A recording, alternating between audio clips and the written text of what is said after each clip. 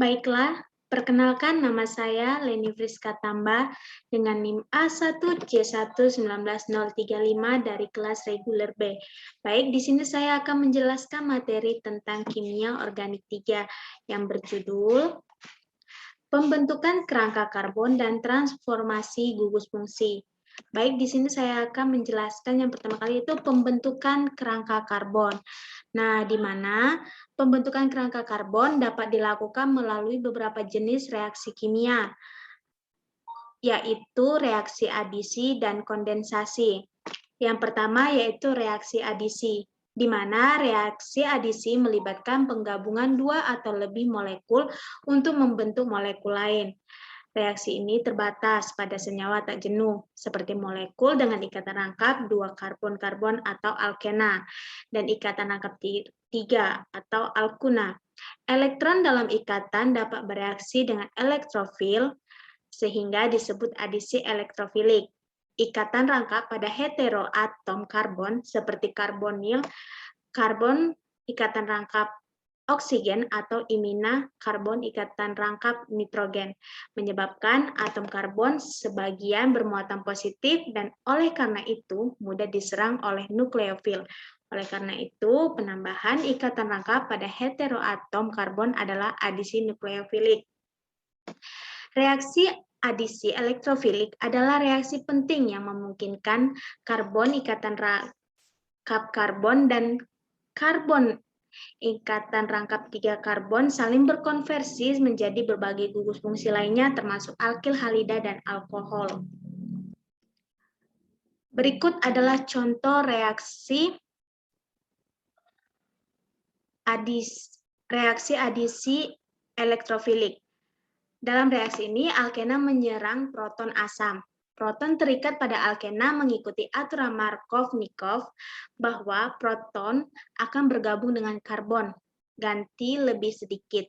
Langkah kedua adalah membentuk ikatan antara oksigen molekul H2O dan lebih banyak karbon alkena tersubstitusi. Proton kelebihannya akan diserap oleh molekul H2O lainnya. Responnya adalah ekstotermik dan cenderung menghasilkan banyak produk sampingan yang tidak diinginkan, misalnya eter dalam proses produksi etanol. Nah, berikut adalah beberapa contoh reaksi adisi adalah sebagai berikut. Yang kedua yaitu reaksi kondensasi. Reaksi kondensasi merupakan penggabungan monomer-monomer menjadi polimer disertai dengan pelepasan molekul kecil seperti H2O, NH3.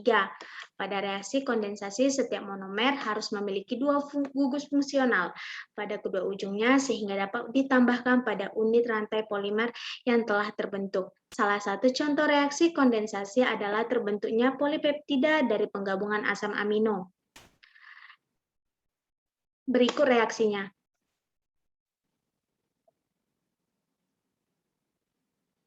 Di mana pada reaksi ini setiap asam amino memiliki 2 gugus fungsional, yaitu karboksil atau COOH dan amina NH2, disatukan dengan membentuk ikatan peptida dengan melepaskan molekul H2O. Yang kedua yaitu transformasi gugus fungsi. Berikut adalah salah satu transformasi gugus fungsi, yaitu transformasi citronellal. Citronellal memiliki 2 gugus fungsi, yaitu gugus aldehida dan gugus alkena. Konversi citronellal menjadi turunannya bergantung pada reaktivitas kedua gugus fungsi tersebut. Jika konversi melibatkan gugus alkena dengan mempertahankan gugus aldehid, masalah dapat muncul. Dalam kondisi asam, citronellal memiliki kecenderungan untuk mengalami reaksi intramolekul menjadi isomer isopulegol. Untuk alasan ini, perlu untuk melindungi gugus aldehid. Metode perlindungan gugus fungsi aldehid umumnya dilakukan dengan membentuk asetal dan enamina. Asetal dibentuk oleh reaksi gugus karbonil dan alkohol dengan adanya katalis asam dalam kondisi anhidrat. Berikut contoh pembentukan asetal citronellal dengan suatu alkohol. Baiklah, sekian dari penjelasan saya. Dan di sini saya memiliki 3 permasalahan.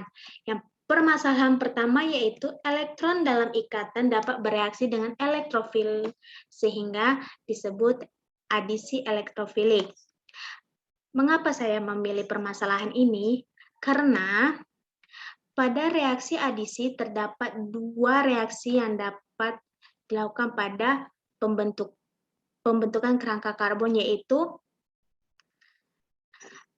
reaksi adisi dan kondensasi. Nah, pada saat reaksi adisi ini terdapat dua adisi, yaitu adisi elektrofilik dan adisi neofilik.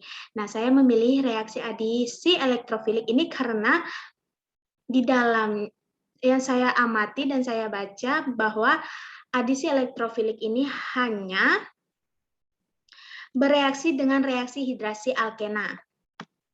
Dan permasalahan yang kedua, pada blok dijelaskan reaksi kondensasi setiap monomer harus memiliki dua gugus fungsional agar terbentuk rantai polimer.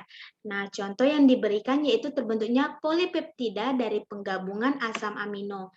Jadi, bagaimana gugus karboksil dan gugus amino itu berikatan dan akan membentuk.